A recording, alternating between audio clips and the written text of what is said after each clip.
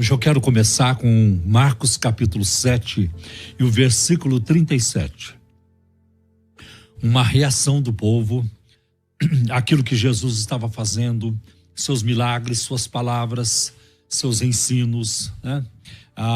Então em Marcos 7:37 está escrito assim: o povo ficava simplesmente maravilhado e dizia: ele faz tudo muito bem, faz até o surdo ouvir e o mudo falar. O povo ficava maravilhado, né? Por meio de milagres, nós vamos ver, por exemplo, em Mateus capítulo 15, versículos de 29 a 31, e aqui em Marcos capítulo 7, versículo 32, nós vemos que as profecias de Isaías, capítulo 35, versículos 5 e 6, estavam se cumprindo na pessoa de Cristo e através da sua vida e ministério. Isaías 35, versículos 5 e 6 diz assim: então se abrirão os olhos dos cegos e se destaparão os ouvidos dos surdos. Então os coxos saltarão como o servo, e a língua do mudo cantará de alegria. Águas irromperão no ermo, e riachos e rios no deserto.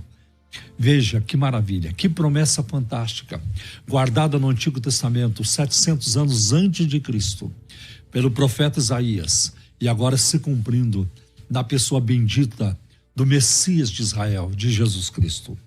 O nascimento de Jesus, embora cercado de relatos sobrenaturais, como o anjo Gabriel anunciando a Maria, sua mãe, que ela teria um filho, e quando ele nasceu lá em Belém de Judá, na cidade de Belém, anjos apareceram no céu avisando os pastores. Os magos do Oriente, os reis magos também foram guiados sobrenaturalmente por uma estrela até chegarem a Jesus. Então o nascimento de Cristo teve muitos eventos sobrenaturais, né? Mas mesmo assim, com todo o sobrenatural, com todo o poder de Deus demonstrado, foi um nascimento humilde. Ele nasceu numa estrebaria, ele foi colocado numa manjedoura, numa cocheira, ele foi envolto em panos por Maria, era uma noite fria, e Maria o protegeu e o amamentou, e José e Maria cuidaram dele como seus pais. Jesus nunca foi atrás de poder financeiro ou político. A gente não vê na vida de Cristo ele manipulando as pessoas, prometendo bênçãos para quem desse dinheiro, para quem contribuísse, e assim por diante. Não fez uma caminhada em direção ao Sinédrio, a Corte Suprema dos Judeus, embora vários dos seus membros procurassem Jesus, como Nicodemos. Em João capítulo 3, procurou Jesus de noite e teve uma conversa com Jesus que marcou a vida de Nicodemos. Nicodemos nunca mais foi a mesma pessoa, e nós vemos isso porque a Bíblia diz que ele tornou-se um discípulo secreto de Jesus, né? Eu fico imaginando, porque isso não está na Bíblia, como é que Nicodemos se comportava nas reuniões do Sinédrio, quando quase todo mundo no Sinédrio falava mal de Cristo, falava em perseguição, em matá-lo, e ele estava ali, né?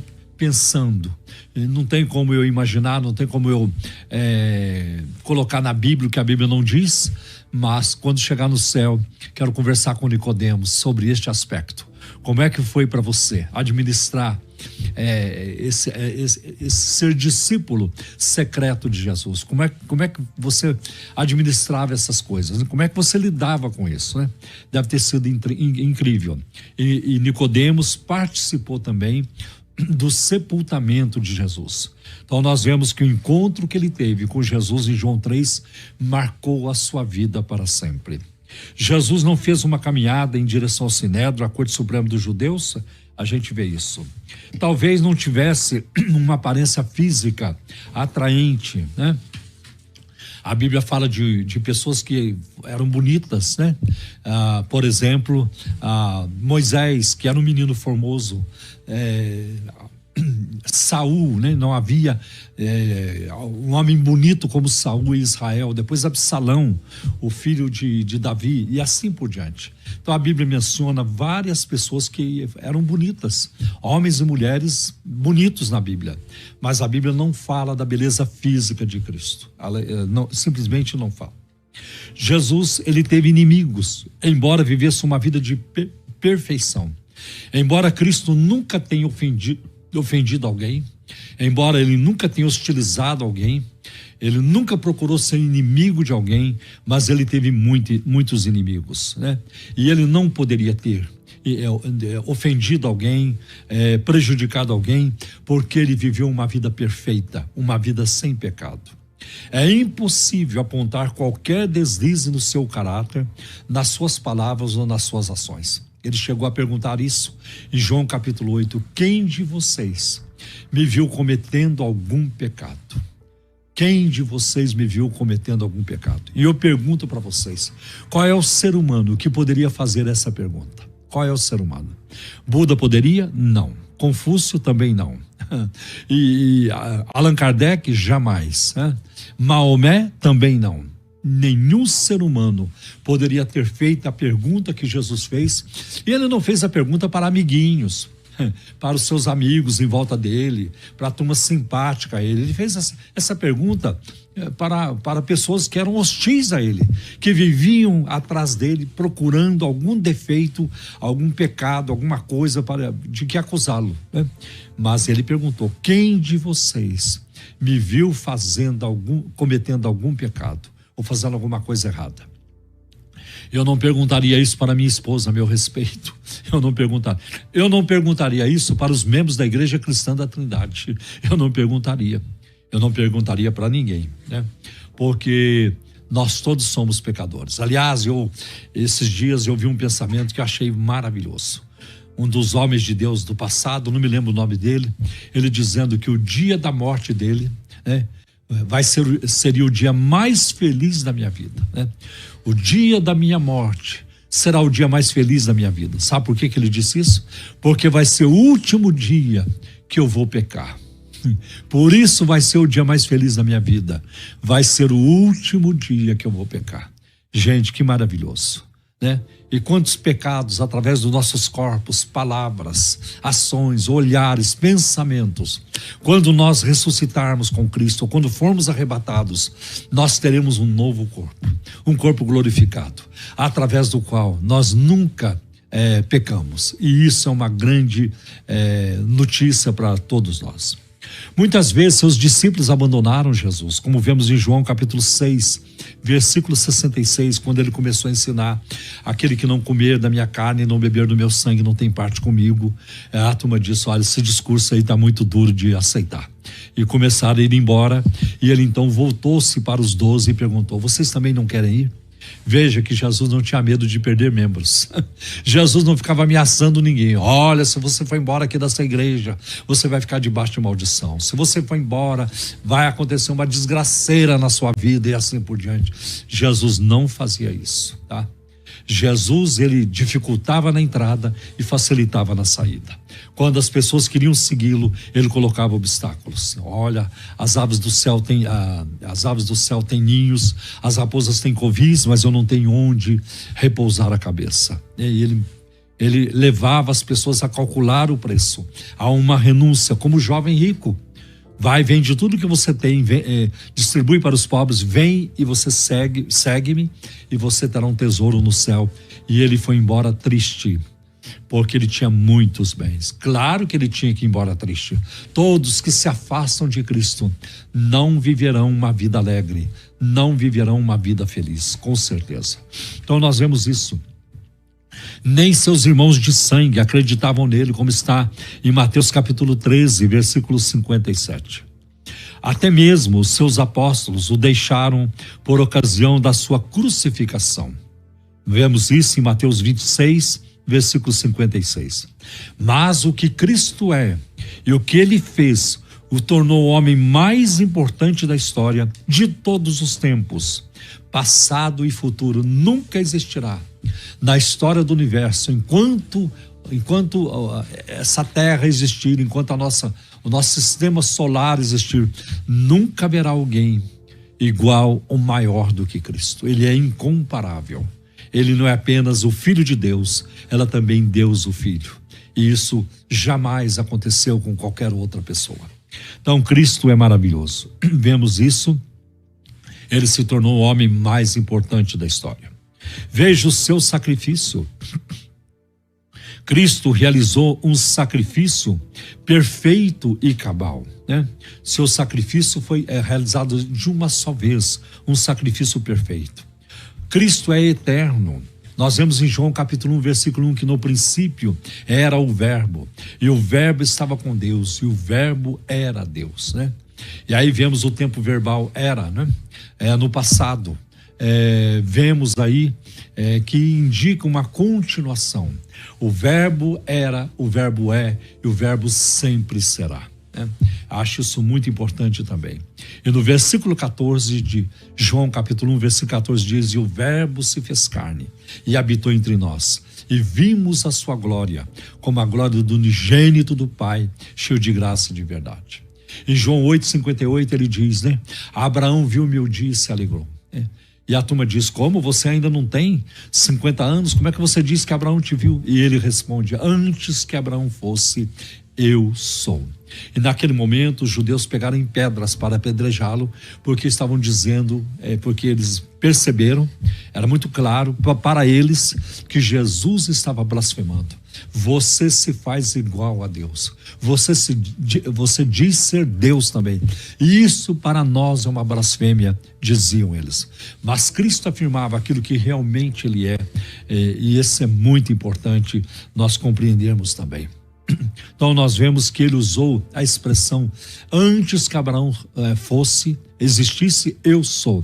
Ele não disse antes que Abraão existisse, eu já existia, não. Ele usa eu sou, ego eimi, no grego eu sou, que a Septuaginta traduziu lá em Êxodo capítulo 3, versículo 14, quando Yahvé ou Jeová diz para Moisés, né, eu sou te enviou. Quando o faraó perguntar quem foi que te enviou, diga: o eu sou te enviou.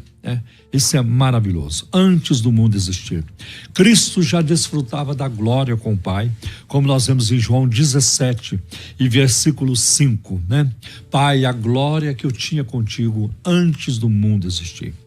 Cristo ofereceu-se como oferta de pecado pelos pecadores, né? Ele foi a vítima perfeita. Ele é o sacerdote perfeito, né? É muito importante quando vemos isso na pessoa de Cristo. Veja o que diz Hebreus capítulo 10, versículos 11 e 12. Ora, todo sacerdote se apresenta dia a dia para exercer o serviço sagrado e oferecer muitas vezes os mesmos sacrifícios que nunca jamais podem remover os pecados. Jesus, porém, tendo oferecido para sempre um único sacrifício pelos pecados, assentou-se à direita de Deus. Que maravilha, sabemos disso, que quando Jesus é assunto ao céu, ele não fica lá no pátio do céu, ele não fica lá no lugar santo esperando, não, como ensinam grupos aí, ele assentou-se à destra de Deus. E é assim que Estevão viu Jesus em Atos capítulo 7, quando ele tem a visão do Senhor Jesus antes da sua morte. Eis que vejo os céus abertos e Jesus em pé à direita de Deus. O que é muito importante sabermos disso. O sacrifício de Cristo foi realizado de uma vez por todas, e isso o escritor de Hebreus enfatiza na sua carta. Como ele escreve a sua carta dirigida aos Hebreus, né? Então ele enfatiza isso. Veja, os sacerdotes de vocês continuam lá no templo, oferecendo sacrifício em pé. Eles estão em pé o tempo todo, porque no templo não tinha cadeira para o sacerdote sentar-se.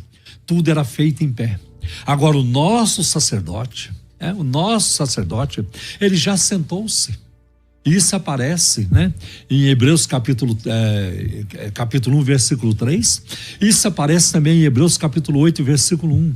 O nosso sacerdote já sentou-se, porque ele terminou a sua missão, ele terminou a sua tarefa. Ele não tem que ficar oferecendo sacrifício todos os dias, de manhã e pela tarde, porque ele ofereceu um sacrifício único, perfeito e que resolveu. Porque o sangue de bodes e ovelhas, de animais, não podiam remover os pecados, encobriam apenas. Mas nós vemos em João 1:29, João apresentando Jesus assim: eis o Cordeiro de Deus que tira o pecado do mundo. Então o Cordeiro veio para resolver de uma vez por todas, é o que nós vemos em João 1:29. Jesus é o único mediador entre Deus e os homens.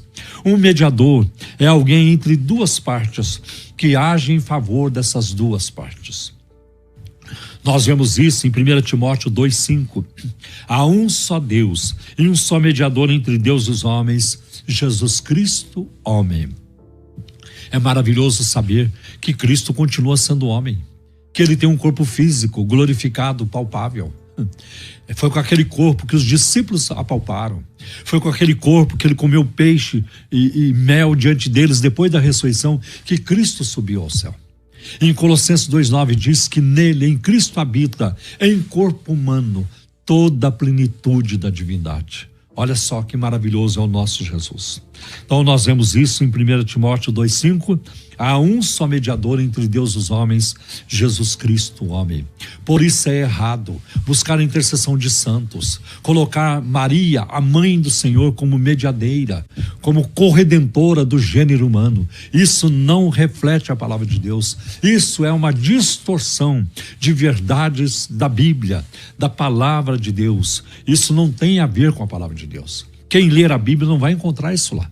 Não vai encontrar essas posições que elas foram surgindo porque homens foram introduzindo esses acréscimos ao longo da história e muitas vezes chamando de tradição.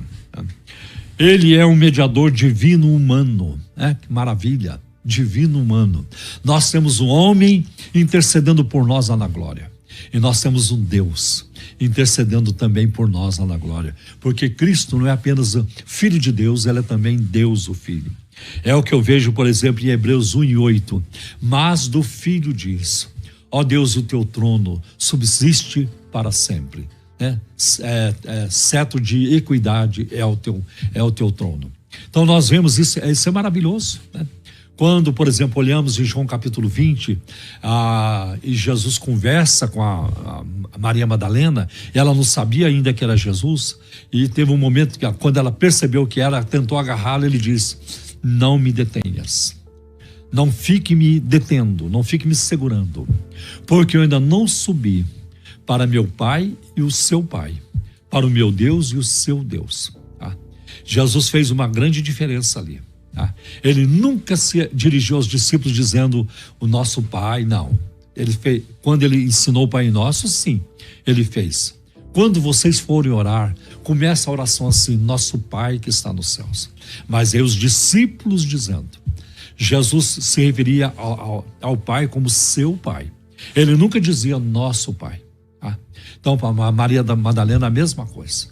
E alguns dizem, está vendo? Cristo não é divino, ele não é Deus.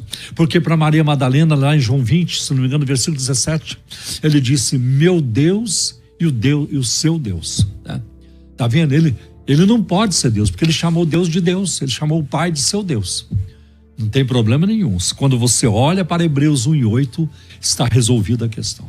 Que problema existe em Jesus Cristo, a segunda pessoa da Trindade, reconhecer a divindade do Pai, se também o Pai, em Hebreus 1:8, reconhece a divindade do Filho?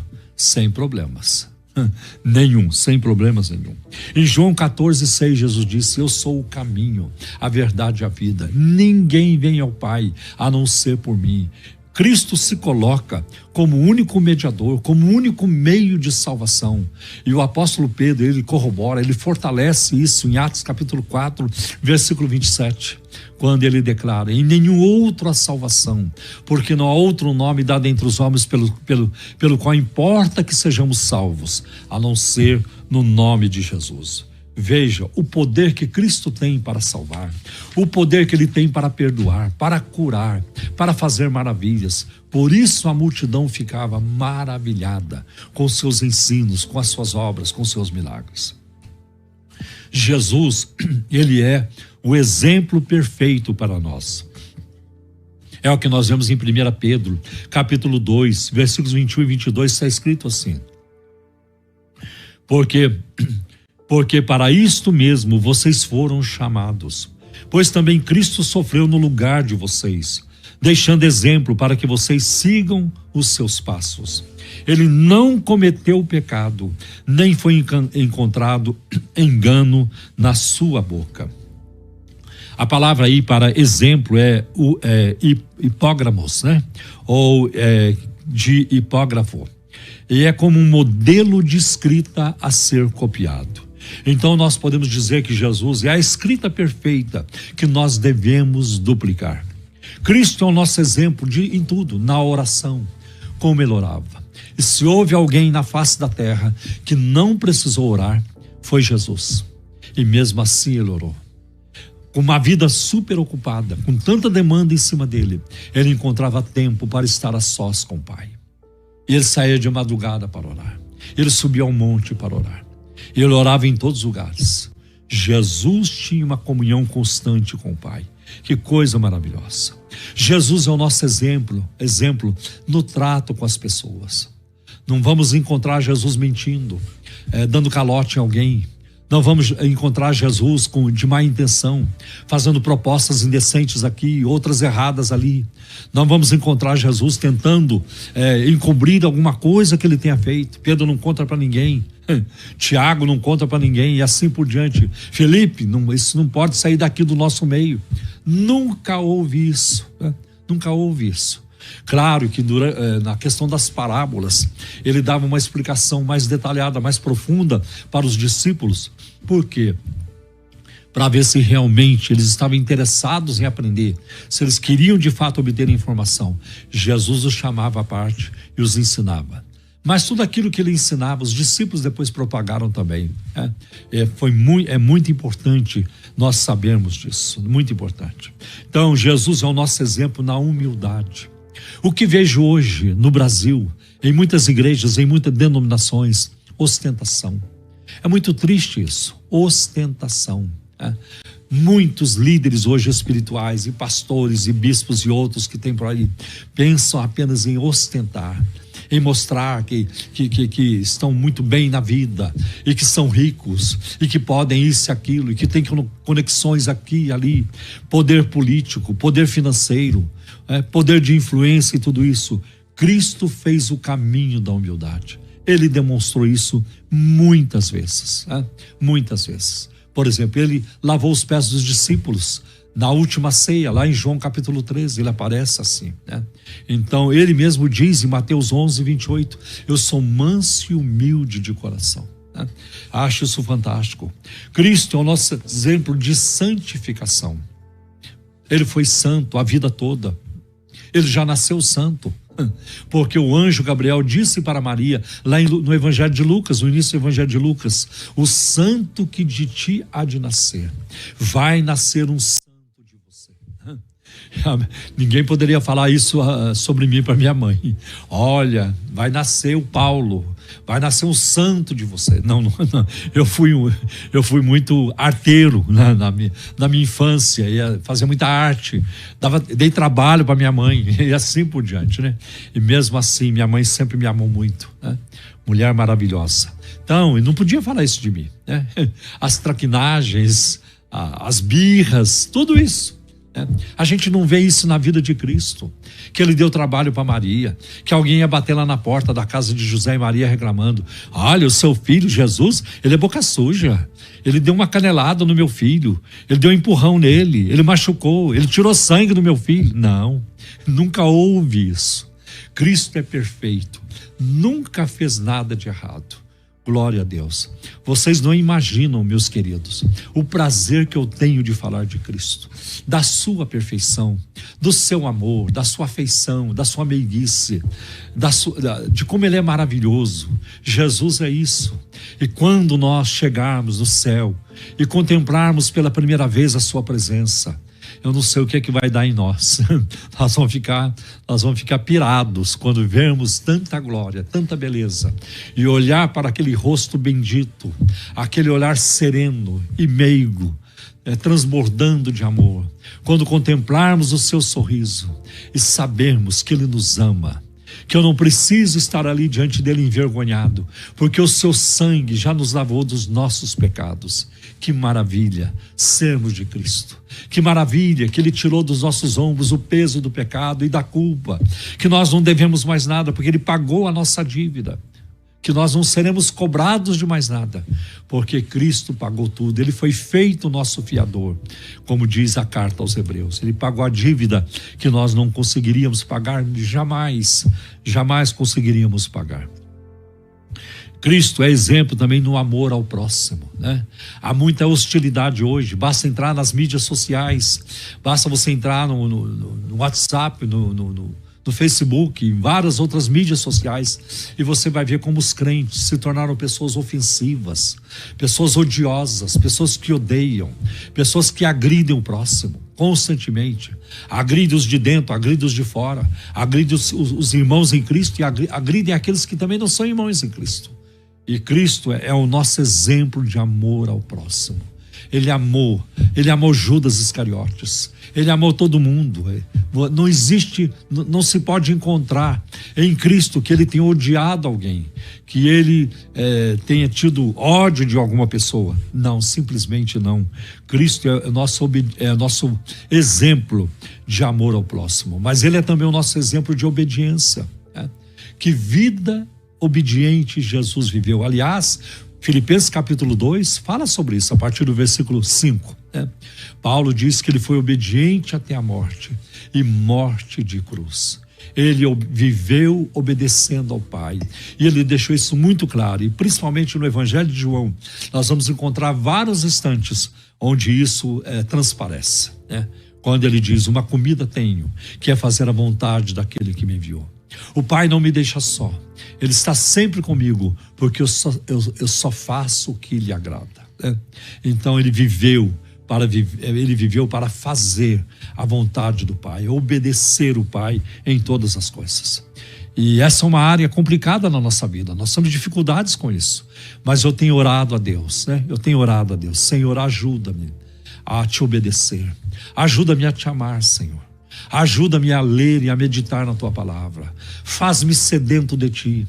Faz-me sedento de buscar a tua face, de meditar na tua palavra, Senhor. Ajuda-me, Senhor, a orar. Ajuda-me a fazer a tua vontade. Essa tem sido a minha oração. Ensina-me a falar do teu amor. Ensina-me, Senhor, a falar das escrituras, da tua palavra, Senhor, para um mundo corrompido e perverso. Ajuda-me a fazê-lo. Devemos orar para que possamos obedecer. Devemos orar para orar. Se você não consegue orar, ore para orar. Diga: Senhor, me ajuda a orar. Não consigo orar. Me dá graça para orar, me dá força para orar. Faz de mim um homem de oração, uma mulher de oração. Faz de mim um intercessor, uma intercessora. É isto que o Senhor espera de cada um de nós. Nós vamos ver em João capítulo 4, versículo 34, Jesus declarou: a minha comida consiste em fazer a vontade daquele que me enviou e realizar a sua obra. Olha que bênção. Seus ensinos são perfeitos, nunca precisaram de revisão ou correção. Isso acontece muito conosco, né? Acontece muito conosco. Ensinamos uma coisa, depois mudamos de ideia. Eu, por exemplo, teve uma época na minha vida em que eu ensinava usos e costumes, né? Que mulher não pode cortar o cabelo, que ela não pode usar maquiagem, que ela não pode pôr um brinco na orelha, não pode pôr uma correntinha no pescoço, que ela não pode pôr anel, outra coisa, pintar as unhas.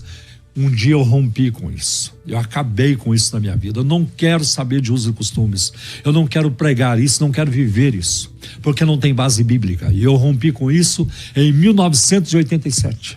Eu não assistia televisão, um punhado de coisa, tudo isso. Parei com isso. Hoje eu tenho 2 televisões na minha casa, se bem que eu assisto muito pouquíssimo, não assisto os programas de TV no Brasil. Hoje é raro eu assistir alguma coisa. A Rede Globo eu não passo nem perto, e já fazem anos que eu não assisto aquela emissora que tantos males causou para os valores morais, éticos e espirituais da nossa nação, através da sua programação, principalmente através das novelas. As novelas da Globo, ao longo das décadas, destilaram o veneno e foram colocando para a sociedade, como que impondo para a sociedade, né? Que os valores judaico-cristãos não são para serem considerados, são para serem descartados. E até hoje é assim que a grande mídia funciona, infelizmente. Então eu nem chego perto, mas eu não quero saber de usos e costumes. Eu quero obedecer a palavra de Deus, eu quero obedecer a Bíblia.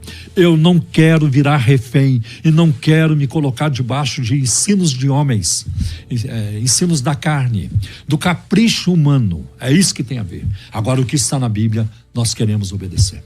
Então eu me lembro de uma época, quando eu congregava, né, nesses locais de usos e costumes, a gente não podia bater palma. Aí eu falava, e o Salmo 47? Não, mas não é para hoje.